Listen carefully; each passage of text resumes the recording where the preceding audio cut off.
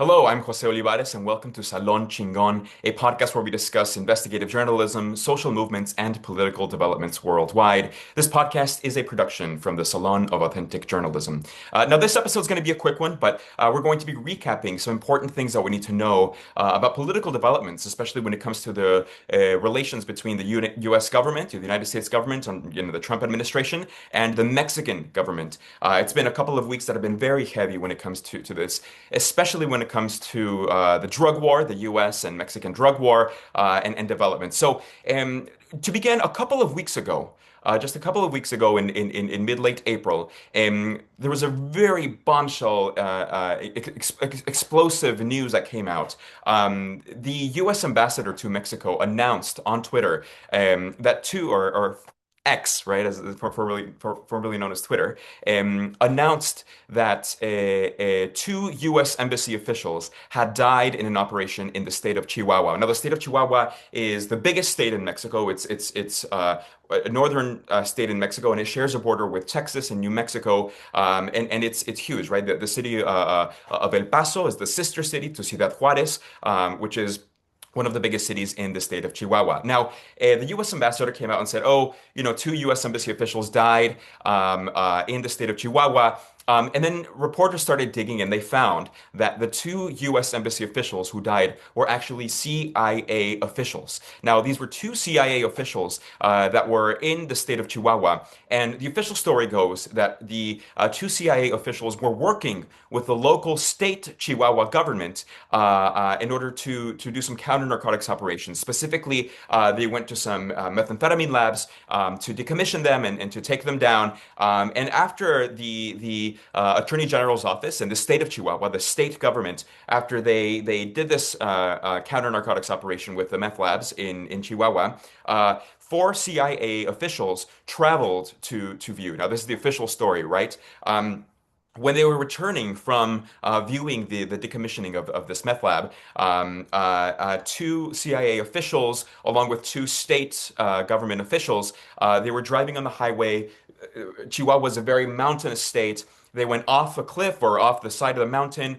The car landed, exploded. The two CIA officials and the two Chihuahua state government officials died in that car crash, in that explosion. Now, that's the official story, right? And when this came out, the federal government, led by Mexican President Claudia Sheinbaum, they came out and they said, "Whoa, what's going on here? What is happening? We had no idea that CIA officials were operating in the state of Chihuahua in partnership with the state government of Chihuahua." Now, this is interesting, right? Because the Mexican national security law prohibits any sort of official to collaborate with U.S. agencies or other international agencies without the approval and the understanding and the knowledge of the Mexican federal government.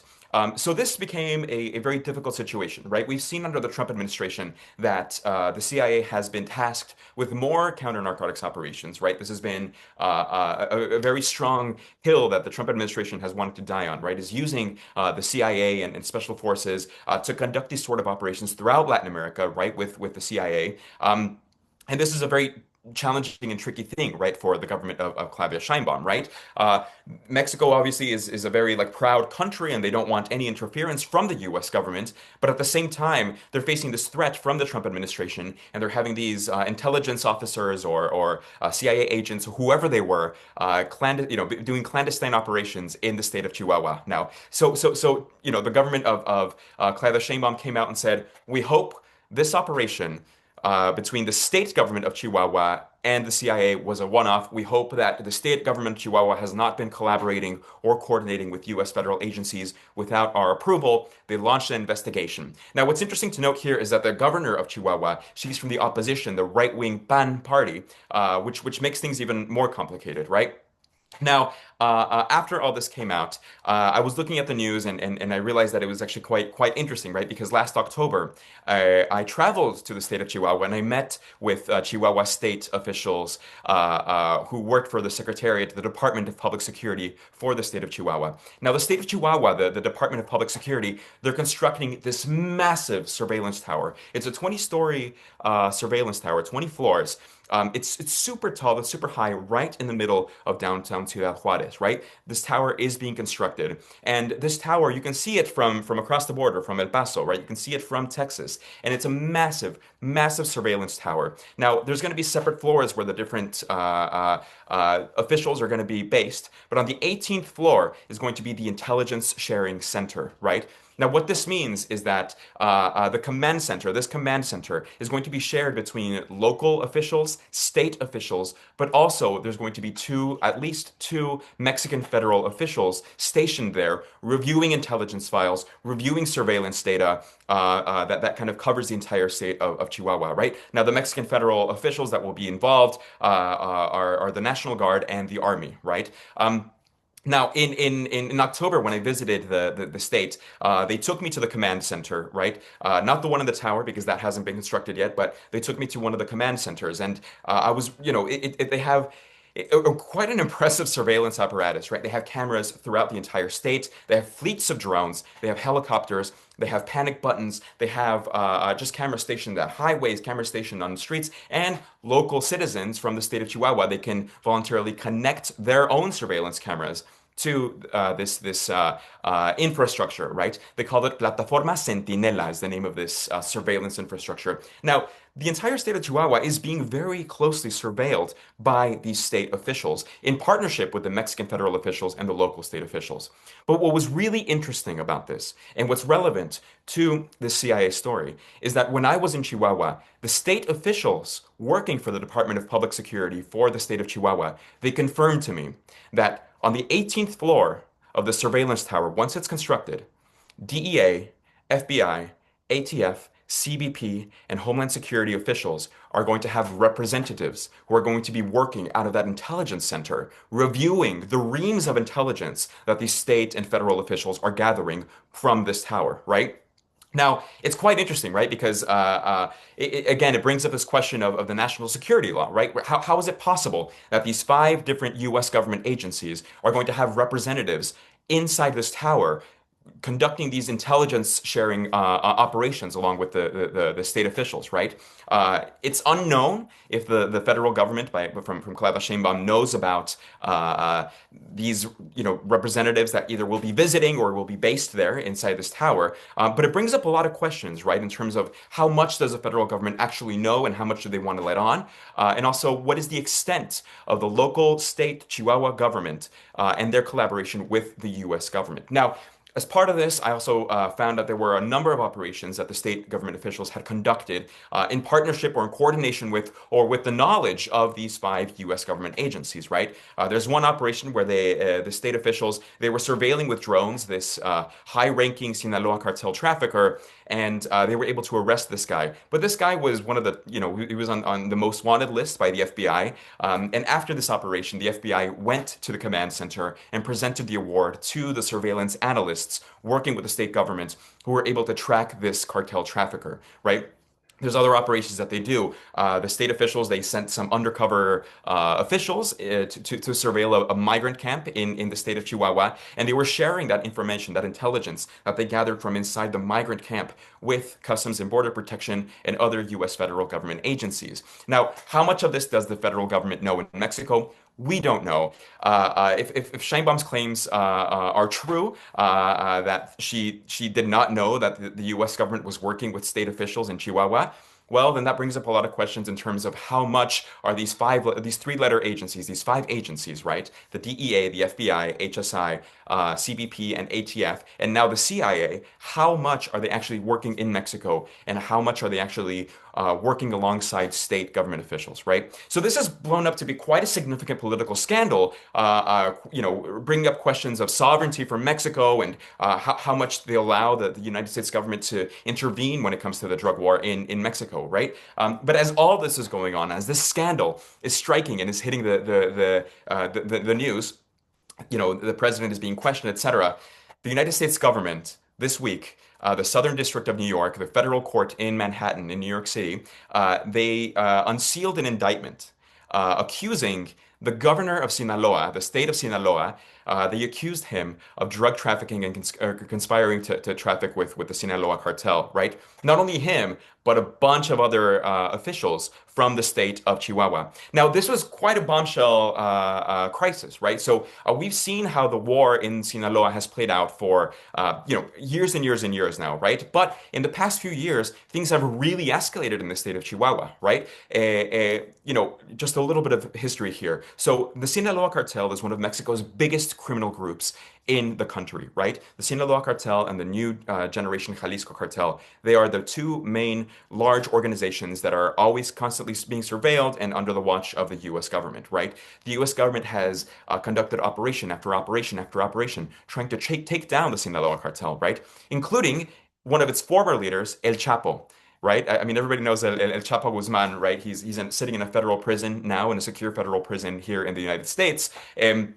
But the US government has been really closely watching the developments within the Sinaloa cartel. Now, in 2024, there was this very mysterious operation, right, where El Mayo Zambada was essentially El Chapo's boss, you could say. He was a higher ranking leader of the Sinaloa cartel.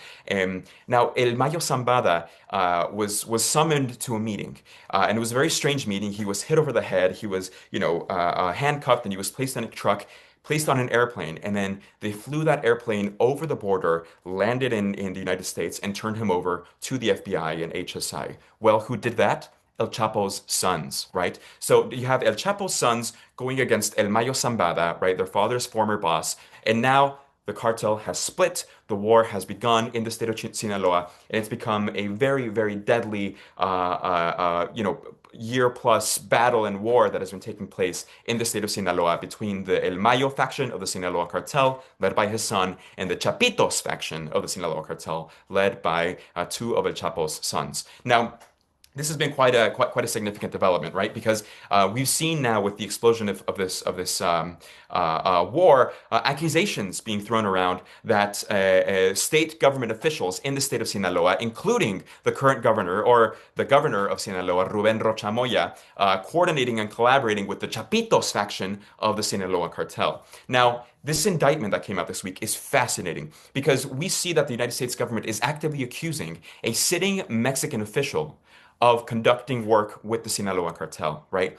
But the other problem is that this governor, Ruben Rocha Moya, who, in my opinion, is probably guilty of having some corrupt dealings, of course, but this governor is a member of Claudia Sheinbaum's political party, right? And so now Sheinbaum is in an even trickier situation, right? Where she has to decide whether to conduct an operation to arrest Ruben Rocha Moya, the governor, and extradite him to the United States, or allow him to roam free, giving the Trump administration more fuel in its aggressive tactics and its aggression and militaristic tactics against the Mexican government. So we're in a very tricky place here. Now, the United States government has requested or is probably going to request the extradition of Ruben Rocha Moya. The governor this week he stepped down from office and he said I'm temporarily stepping down just due to the political scandal. And so it's going to be a really tricky test to see if Claudia Sheinbaum's government ends up following through with the arrest of this governor and then extraditing him to the United States. However, here is where the problem lies. The Mexican government is requesting all of the evidence that the United States has against the governor of Sinaloa, right? They're saying, no, no, no, we're not going to make a decision about anything until we see all of the evidence. But here is the problem. The United States government historically has not really provided much evidence when it comes to extradition requests. Now, this is a really interesting thing, right? Because we've seen separate examples of politically delicate cases, especially in Colombia, where the Colombian government requested extradition evidence from the United States government, and the United States government said, no, no, no, no. What we gave you, the indictment and maybe a couple of affidavits from DEA agents, that's enough for an extradition. We're not going to give you any more, right? So it places the Mexican government in this tricky situation, right? Where, there's questions now well, okay, is the United States government going to share all the evidence that they have with the Mexican government? It's very doubtful, mostly because these processes are very long processes. And when it comes to actually gathering evidence, a lot of it can be based on the testimony from cooperating witnesses or US government informants that are feeding information to the United States government, right? How much of that will be shared with the Mexican government? We don't know, especially if intelligence agencies and national security agencies are involved now that the Sinaloa cartel and these other organizations have been declared terrorist groups by the United States. So it's a very tricky situation in Mexico and with the U.S. We see the heightened aggression by the Trump administration placed on Mexico for these counter-narcotics operations. And now the United States government is targeting a direct member of the Morena party, which is Claudia Sheinbaum's, the president's political party. Very interesting developments, very tricky developments. But I think it's important to note that this is just a broader expansion of the United States and Mexican drug war. It's really been interesting to see how the United States agencies have continued to develop their operations in Mexico, right? I mean, there's no surprise that the CIA is involved, right? I mean, we've seen the CIA involved in counter narcotics operations and intelligence operations throughout Latin America in the past, decades and decades, right? So that's not really a surprise. But what's interesting is kind of the absurdity of it all, right? Of the United States government wanting to impose its will on Mexico, right? Regardless if Ruben Rocha Moya, the governor of Sinaloa, is corrupt, regardless if he is found to be corrupt, if he is found to be dealing with the Sinaloa cartel, this brings up a lot of questions about United States government's interference in the region. I think what's interesting to point out here is the United States government is very aferrado. They're very intent on following through and continuing this war on drugs. But I think a clear example of how much of the war on drugs is a sham is what we saw the United States government do just recently, right? At the end of 2025. The United States government, they freed, the Trump administration pardoned Juan Orlando Hernandez. Juan Orlando Hernandez was the president of Honduras. He was sentenced to 45 years in prison by the same Manhattan federal court for drug trafficking, right? Juan Orlando Hernandez was called the narco dictator of Honduras. He ruled the country for years and years. He changed the Supreme Court. He changed the Constitution in his favor. And while he was in power, he was allowing drug smuggling to come through, lining his pockets, and engaging in extreme repression against the Honduran people who were rising up and challenging this right-wing narco dictator. But because Hernandez, Juan Orlando Hernandez, this former president of Honduras, because he was tight with the Trump administration during the first term, now the Trump administration has pardoned him and allowed him to go free, despite him being found guilty in the United States court of conspiracy and of trafficking cocaine to the United States. Now, I think the Hernandez example is the clearest example of why people say, and why a lot of us say, that the drug war is a complete sham, that nothing is going to be won, and that a lot of these are political maneuvers for the Trump administration to have a stronger grip on Latin America and on the region more broadly. So that is going to be it for us today. Thank you so much for joining us. Again, this is Salon Chingón. I'm José Olivares, and we will see you next time.